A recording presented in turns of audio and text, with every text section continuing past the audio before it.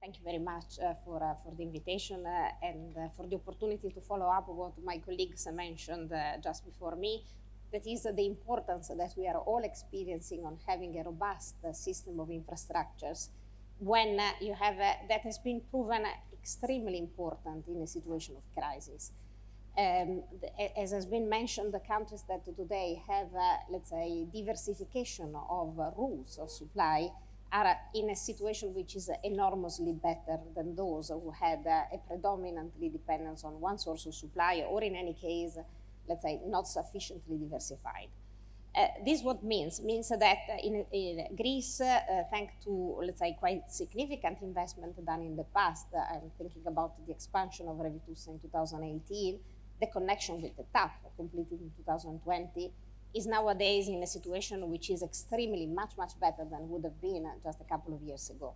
And this means that in terms of ability to import diversified sources of supply, we are not only capable of, let's say, covering potentially more than the entire Greek demand, but also exporting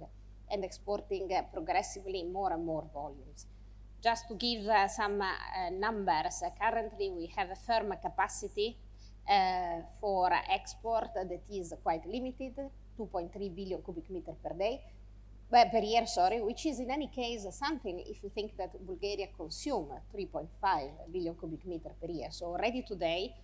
from Revitus to CD Rockestro to the reverse of the original flow of gas coming from Russia to Greece, we are exporting significant volumes of gas. On a daily basis, the exports are almost double of the firm capacity. This means that also through commercial solutions, it is possible to increase, let's say, through interruptible capacity, competing product. And so also, let's say, infrastructure can in a way increase their flexibility and offer more and more products to the customers. But this capacity is going to increase significantly in steps, because there is already an ongoing project for a compressor station in this route that will increase the capacity from 2.3 to 3.5, and this is going to be in, let's say, end of 23, beginning of 24. And as was mentioned, through, let's say, the entering into operation of IGB later this year, it will be already possible to start exporting gas through IGB, also not only gas coming from Azerbaijan from TAP, but also gas LNG coming from Revitus through, let's say, a three parties product, DESFA, TAP, and IGB. Next will come the integration with Alexandroupolis, and our ability to export will go from, let's say, from 3.5 to 6.5 with the initial phase of IGB of 3 BCM, and there is a potential for a project for expanding the compressor in that region that we have presented as a project in Repower EU that will finally potentially bring it to 8.5, meaning more than triple the export capacity of Greece to Bulgaria in less than 2 years. So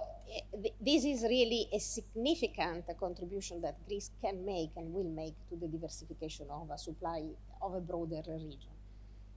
On top of that, there are many other projects ongoing, other regasification projects that are maturing in the country, and also the need to better connect the east and the west part of the country that trigger further development. But this brings, of course, also some question marks, because we are all facing a situation, and we just came back, most of us, from a conference in Milan on gas, where all the countries are facing the same problem, a big push to accelerate the development of infrastructures. Infrastructure that maybe have been delayed for years because of doubts about the need, about how long gas will stay, and now they are absolutely needed in order to replace Russian gas. But at the same time, we see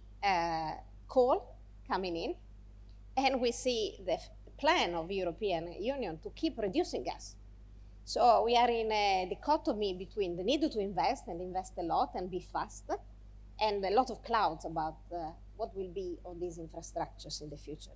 So of course, we will keep looking at infrastructure in order to have them always ready to be capable of handling new gases in the future. That, of course, is critical because this will mean that they will have a long-term use. But at the same time, what is needed in this moment is really a strong alignment, a strong cooperation between the European Union, the member state, the regulators, to create a framework of stability.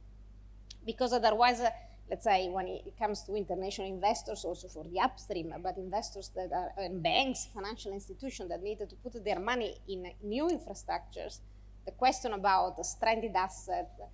useful life will become extremely critical. So there are, as Alexandra said and other colleagues said, many opportunities.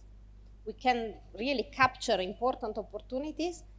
but we need to work on a stable framework of energy policy at the European level. Otherwise, let's say, it will be difficult to be even so fast and reacting as it is needed in the current circumstances.